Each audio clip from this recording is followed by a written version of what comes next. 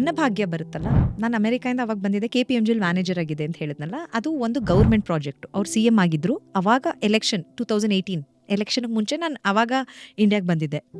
ಆವತ್ತೇ first ನಾನು ಸಿದ್ದರಾಮಯ್ಯನವ್ರನ್ನ ಅಷ್ಟು close ಆಗಿ ನೋಡಿದ್ದು. ನಾನು ಅಲ್ಲಿವರೆಗೂ ಅವ್ರು ನಾನು ಮೀಟ್ ಕೂಡ ಮಾಡಿರಲಿಲ್ಲ.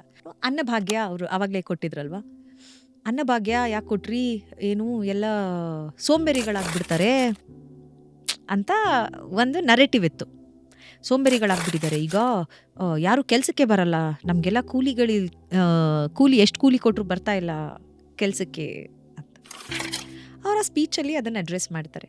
ನಾನು ಯಾಕೆ ಅನ್ನಭಾಗ್ಯ ತಂದೆ ಅಂದರೆ, ನಾನು ಸಣ್ಣವನಾಗಿದ್ದಾಗ ಏನು ನಮ್ಮ ಹಳ್ಳೀಲಿ ಬಡವರು ಮನೇಲಿ ಯಾವ್ದಾದ್ರು ಮಕ್ಕಳಿಗೆ ಲೂಸ್ ಮೋಷನ್ ಆದರೆ ಅನ್ನ ತಿನ್ನಿಸ್ಬೇಕು. ಅವ್ರ ಮನೇಲಿ ಇರ್ತಿರ್ಲಿಲ್ಲ. ಅವ್ರು ಸಾವುಕಾರರು ಮನೆ ಮುಂದೆ ಹೋಗ್ಬಿಟ್ಟು ಸ್ವಲ್ಪ ಅನ್ನ ಕೊಡಿ ನನ್ನ ಮಗುಗೆ ಅಯ್ಯೋ ಅಂತ ಕೇಳ್ತಿದ್ರಂತೆ. ನಾನು ಚೀಫ್ ಮಿನಿಸ್ಟರ್ ಆದಾಗ ಯಾರಿಗೂ ಯಾರು ಹಸ್ಕೊಂಡು ಮಲ್ಕೋಬಾರ್ದು, ಹಸಿವು ಮುಕ್ತ ಕರ್ನಾಟಕ, ಅದಕ್ಕೆ ಇಂದಿರಾ ಕ್ಯಾಂಟೀನ್ ತಂದೆ, ಅನ್ನಭಾಗ್ಯ ತಂದೆ ಅಂತ ಹೇಳ್ತಾರೆ. ಕೆಲ್ಸಕ್ಕೆ ಬರಲ್ಲ ಇವರು ಅಂತ ಹೇಳ್ತಿರಲ್ಲ, ನೀವೆಲ್ಲ ಹೊಟ್ಟೆ ಬೆಳೆಸ್ಕೊಂಡಿದ್ದೀರಲ್ಲ, ಅವ್ರು ಬೇಡ, ನೀವೇ ಕೆಲಸ ಮಾಡಿ ಅಂದರೆ ಅವ್ರು ಹಸ್ಕೊಂಡಿದ್ದು ನಿಮ್ಮ ಹತ್ರ ಕಮ್ಮಿ ಸಂಬಳಕ್ಕೆ ಕೆಲ್ಸಕ್ಕೆ ಬರಬೇಕು. Isn't this an aristocratic mind set?